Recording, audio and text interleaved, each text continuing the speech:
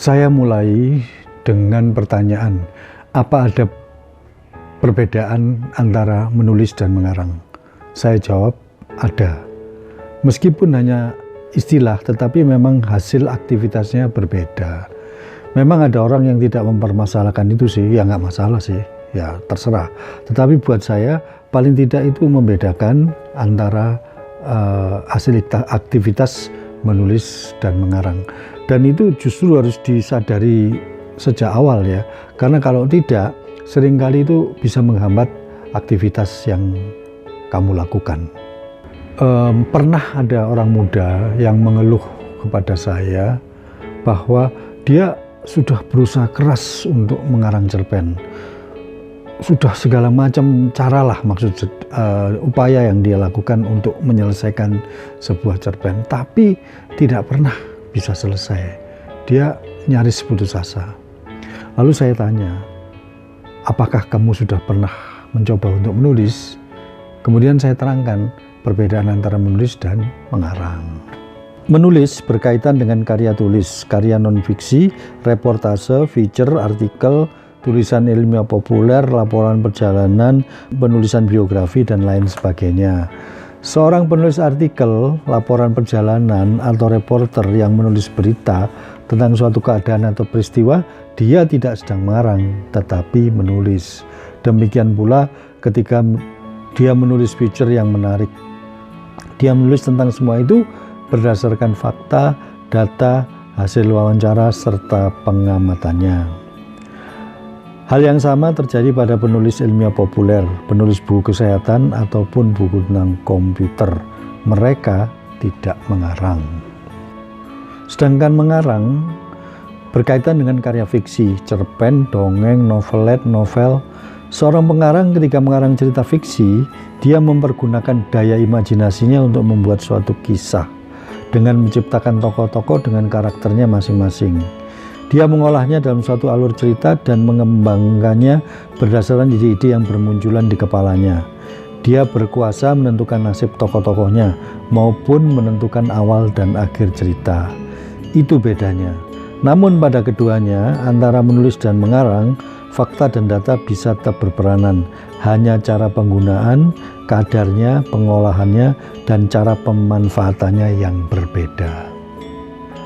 Maka, sebelum mulai menekuni aktivitas menulis atau mengarang, memang ada baiknya hal-hal semacam itu kamu kenali ya. Bukan soal bakat loh ya, kalau bakat nanti kita bicarakan tersendirilah. Misalnya begini, kamu akan memulai mengarang cerpen. Oke, silakan. Tetapi cobalah juga untuk menulis, entah itu laporan perjalanan, entah itu artikel. Nah, kemudian rasakan mana yang lebih mudah, lebih gampang, lebih mengalir, pokoknya lebih gampang kamu selesaikan. Kalau yang lebih mudah itu adalah menulis tadi ya, menulis artikel, laporan perjalanan, ya jangan paksakan mengarang cerpen. Menulis saja dulu sampai selesai. Nah, perkara nanti kamu mau switch ya untuk mengarang cerpen, oke saja. Tapi yang penting usahakan tulisanmu itu jadi. Karena ini yang akan membuat kamu tidak frustrasi dan punya semangat untuk terus menulis gitu. Sebab ada orang yang memang piawai dalam menulis artikel atau feature atau tulisan ilmiah populer. Ada pula yang fokus dalam mengarang. Namun bidang manapun yang mau kamu tekuni ya kan, menulis dan mengarang itu sama-sama mengasihkan, sama-sama memberi peluang untuk membawa kesuksesan. Menulis artikel sesungguhnya juga menyenangkan. Kita bisa memaparkan buah pikiran kita kepada pembaca, kita juga bisa mengemukakan pandangan, opini atau pendapat kita akan suatu realitas masalah sambil mengusulkan solusinya. Sebenarnya ini tidak ada bedanya dengan waktu kita mengobrol dengan teman ya. Obrolan akan menjadi hangat dan seru ketika kita membicarakan sesuatu yang menarik, yang fakta dan datanya kita kuasai. Tetapi sebaliknya obrolan terasa hambar dan membosankan ketika bahan obrolan menyangkut sesuatu yang tidak menarik bagi kita dan masalahnya kurang kita kuasai. Oleh karena itu dalam menulis artikel, pilihlah topik bahasan yang dekat dengan kamu, yang menarik perhatianmu. Semakin besar penguasaanmu atas topik yang kamu bahas, artikelmu akan semakin hidup dan berbobot. Cara menulis artikel bisa kamu cari di internet, bagaimana urutan langkah menulis artikel. Misalnya kamu prihatin melihat menurunnya minat baca buku pada anak-anak. Terpikir olehmu untuk menulis artikel dengan tema meningkatkan minat membaca buku pada anak-anak. Tentu pertama-tama kamu harus menunjukkan bahwa faktanya minat baca itu memang menurun. Apa faktanya? Lebih bagus lagi kalau kamu punya data perbandingan hasil penelitian tentang minat membaca buku di tanah air, perbandingannya dengan negara-negara tetangga umpamanya. Apa penyebabnya kok minat baca itu begitu menurun? Lalu apa solusi yang kamu usulkan? Memperbanyak buku bacaan anak yang menarik, dukungan dari orang tua dan sekolah, mengadakan lomba membuat resensi, meringkas buku bacaan anak, dan lain sebagainya. Kalau materi sudah lengkap, rasanya tidak sulit untuk menulis sebuah artikel. Jadi tentukan temanya, rumuskan masalah dan pokok pangkal persoalan, kumpulkan data dan fakta yang terkait, buat kerangka tulisan sehingga menjadi sebuah artikel. Ada banyak tema yang bisa kamu angkat untuk kamu jadikan bahan tulisan, yaitu misalnya tentang apakah itu tentang bisnis, budaya, politik, tentang komputer, kesehatan, dan lain-lain. Ada banyak sekali. Namun paling baik kalau kamu mengangkat tulisan yang paling dekat dengan kamu, yang kamu menarik perhatianmu, seperti saya katakan. Karena ketika kamu fokus, pendalamanmu terhadap masalah itu makin lama makin dalam, dan data yang kamu kuasai juga semakin banyak gitu ya. Seperti yang sudah saya katakan, artikelmu dari waktu ke waktu menjadi semakin berbobot. Itu saya alami dulu.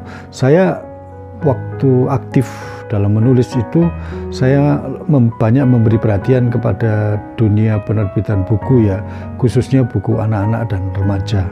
Nah, tentang bacaan anak-anak saya sering menulis.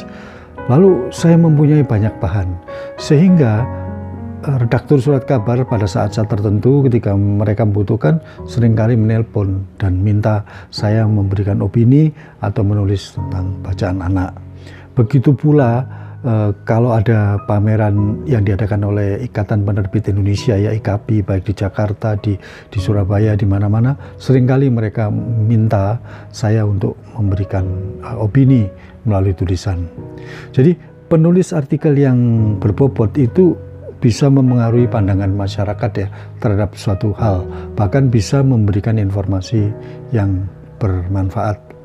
Banyak orang mulai dari menulis artikel kan, banyak, tapi kemudian menjadi pengamat ya, entah pengamat politik, entah pengamat keuangan, kebudayaan, dan sebagainya. Dan buat kamu setidaknya kalau sudah bisa menulis artikel, paling tidak bisa kamu tampilkan dalam blog yang kamu punya. Kesimpulannya, tidak semua orang harus menjadi cerpenis atau novelis ya kan. Aktivitas menulis juga menantang, menyenangkan, dan luas jangkauannya. Bayangkan kalau kalian bisa menulis buku-buku tentang kesehatan, tentang psikologi, tentang budaya, bisnis, motivasi, komputer, dan lain-lain sebagainya. Dan jangan lupa loh, banyak buku-buku semacam itu yang booming, artinya dicetak berulang-ulang, bahkan melebihi cetak sebuah novel. Jadi itu luar biasa kan, bisa menjadi satu peluang untuk kalian tekuni. Sampai jumpa.